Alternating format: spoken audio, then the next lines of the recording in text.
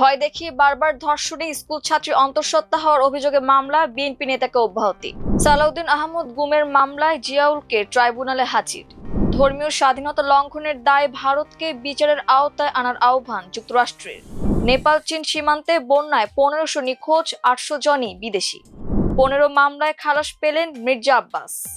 বাংলাদেশ চীন নবায়নযোগ্য জ্বালানি উন্নয়নে একযোগে কাজ করছে। আসসালামু আলাইকুম, সবাইকে আমন্ত্রণ জানাচ্ছি আমার দেশ মিডিয়া নিউজে। এতক্ষণ শুনছিলেন সংবাদ শিরোনাম, এবার বিস্তারিত। নেত্রকোনার কেন্দুয়ায় এক স্কুল ছাত্রীকে ধর্ষণের অভিযোগে দায়ের করা মামলায় আবু মিয়া নামে এক আসামিকে গ্রেফতার করেছে পুলিশ। মামলার প্রধান আসামি কেন্দুয়া পৌর বিএনপির সাবেক সহ যুগ্ম সাধারণ সম্পাদক ও পৌরসভার 5 নম্বর ওয়ার্ড বিএনপির সাধারণ সম্পাদক রফিকুল ইসলাম ভূঁইয়া বকুল। পুলিশ জানায়, মঙ্গলবার রাতে 5 জনকে আসামি করে ধর্ষণ ও পর্নোগ্রাফি আইনে মামলা হয়েছে। মামলার প্রধান আসামি রফিকুল ইসলাম ভূঁইয়া বকুল পলাতক রয়েছেন। এদিকে ধর্ষণের মামলায় আসামি হওয়ার পর বুধবার রাতে রফিকুল ইসলাম ভূঁইয়া বকুলকে দলীয় পদ সহ বিএনপির প্রাথমিক সদস্য পদ থেকেও অব্যাহতি দেওয়া হয়েছে। দলের প্রেস বিজ্ঞপ্তিতে বলা হয়, দলীয় শৃঙ্খলা পরিপন্থী ও অনৈতিক কর্মকাণ্ডে লিপ্ত থাকার কারণে রফিকুল ইসলাম ভূঁইয়া বকুলকে বিএনপির প্রাথমিক সদস্য পদ সহ দলীয় সব পদ থেকে অব্যাহতি দেওয়া হয়েছে। কেন্দুয়া পৌর বিএনপির সাধারণ সম্পাদক মোহাম্মদ মোয়াজ্জেম হোসেন খান প্রেস বিজ্ঞপ্তির বিষয়টি নিশ্চিত করেছেন। মামলার এজাহার ভুক্তভোগীর পরিবার জানায়, ভুক্তভোগী স্থানীয় একটি স্কুলের 10ম শ্রেণীর ছাত্রী।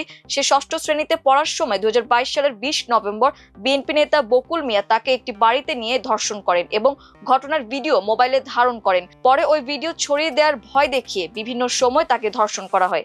2025 সালের মার্চ থেকে এপ্রিলের মধ্যে বকুল মিয়ার সহযোগী এক নারী ওই ছাত্রীকে একটি ভাড়া বাসায় নিয়ে যান।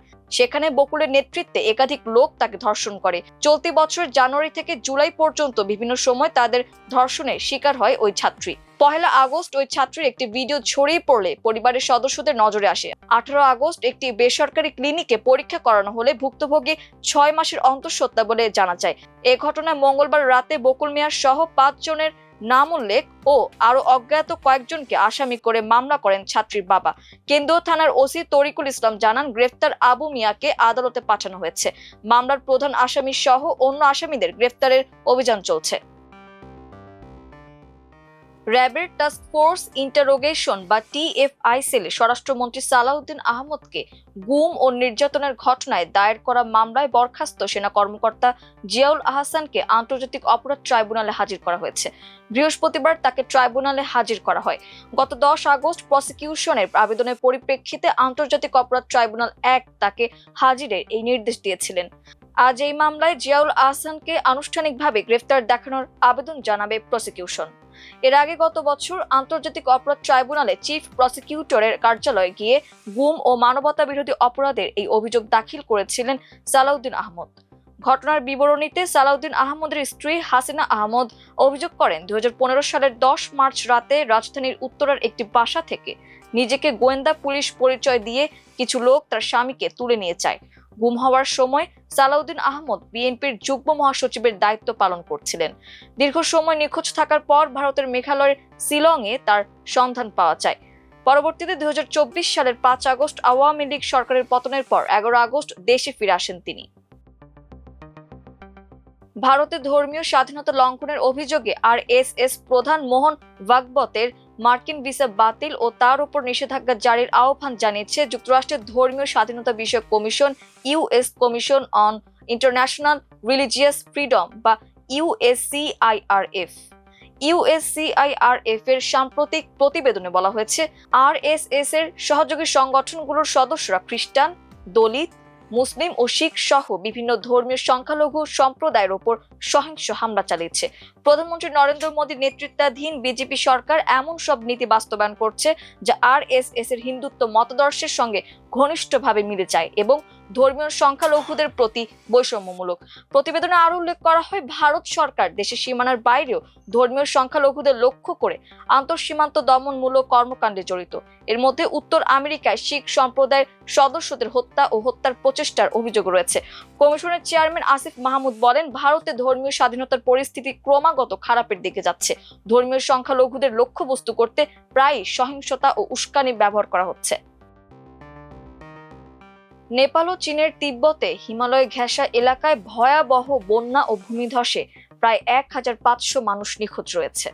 নিখোঁজদের মধ্যে ২৮ দেশের অন্তত ৮০০ জন বিদেশি নাগরিক। নিহতের সংখ্যা ১৬৫ ছাড়িয়ে যেতে পারে বলে জানিয়েছে নেপাল পুলিশ। বুধবার পাহাড়ি ঢলে আকস্মিক বন্যায় সীমান্তবর্তী জনপদ ও উপত্যকাগুলো প্লাবিত হয়। নেপালে নিখোঁজ ৮২৬ জনের মধ্যে প্রায় ৬০০ জন বিদেশি। তাদের মধ্যে ভারতের ১৭৭, যুক্তরাষ্ট্রের ৬৩, অস্ট্রেলিয়ার ৩৪, যুক্তরাজ্যের ৩৩ এবং কানাডার ২৫ নাগরিক রয়েছেন। তিব্বতের গিরং কাউন্টিতে আরও ৫৫৮ জন নিখোঁজ রয়েছে, যাদের মধ্যে ২৬০ জন বিদেশি বলে জানিয়েছে চীনা রাষ্ট্রীয় সম্প্রচার মাধ্যম সিসিটিভি। উদ্ধার কাজে নেপালে ৫,০০০-এর বেশি সেনা ও পুলিশ সদস্য মোতায়েন করা হয়েছে। দুর্গম এলাকায় হেলিকপ্টারে করে খাদ্য, তাঁবু ও জরুরি সামগ্রী পৌঁছে দেওয়া হচ্ছে। প্রতিবেশী ভারতও ত্রাণ সহায়তা পাঠিয়েছে। প্রাথমিকভাবে ভূমিকম্পকে দুর্যোগের কারণ মনে করা হলেও যুক্তরাষ্ট্রের ভূতাত্ত্বিক জরিপ সংস্থা জানিয়েছে এটি মূলত হিমবাহের শিলা ও বরফ ধসে সৃষ্ট ভূকম্পন এবং পরবর্তী ধসের ফল। বিনা দরপত্রে ১৮টি সরকারি বাড়ি বিক্রির মাধ্যমে ১২৭,৬৪,১৯,০৫৯ টাকা দুর্নীতির অভিযোগে করা ১৫টি মামলায় খালাস পেয়েছেন বিএনপির স্থায়ী কমিটির সদস্য ও প্রধানমন্ত্রীর রাজনৈতিক উপদেষ্টা মির্জা আব্বাস। বৃহস্পতিবার ঢাকার বিশেষ জজ আদালত ৩-এর বিচারক মোহাম্মদ কামরুল হাসান খান এই রায় দেন। মামলাগুলো ২০০৭ সালে দায়ের করা হয়। এতে বিনা দরপত্রে সরকারি ১৮টি বাড়ি বিক্রির মাধ্যমে রাষ্ট্রের ১২৭,৬৪,১৯,০৫৯ টাকা ক্ষতির অভিযোগ আনা হয়েছিল।